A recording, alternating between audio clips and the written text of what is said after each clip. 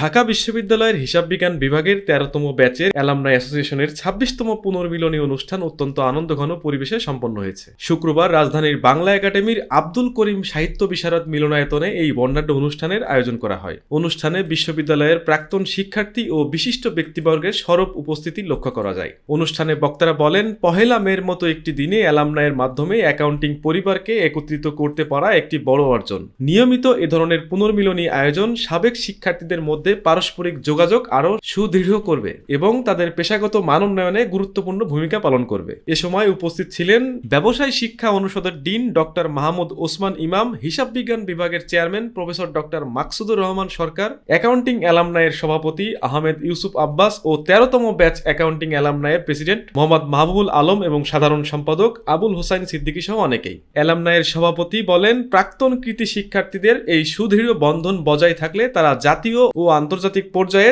দেশের উন্নয়নে আরো বলিষ্ঠ অবদান রাখতে সক্ষম হবে। অনুষ্ঠান শেষে ১৩তম ব্যাচ অ্যাকাউন্টিং অ্যালামনাইয়ের প্রেসিডেন্ট সকলে মিলে পুরনো দিনের স্মৃতিচারণ করেন এবং আগামীতে একে অপরের পাশে থাকার অঙ্গীকার করেন। অন্যান্যের মধ্যে উপস্থিত ছিলেন professor Momtaz Uddin Ahmed, commissioner of taxes Abul Bashar Akon, উন্মুক্ত বিশ্ববিদ্যালয়ের অডিট অফিসার আবুল হাশেম পিন্টু এবং ইসলামিক টেলিভিশনের এজিএম অ্যাকাউন্টস মোহাম্মদ আবুল বাশার।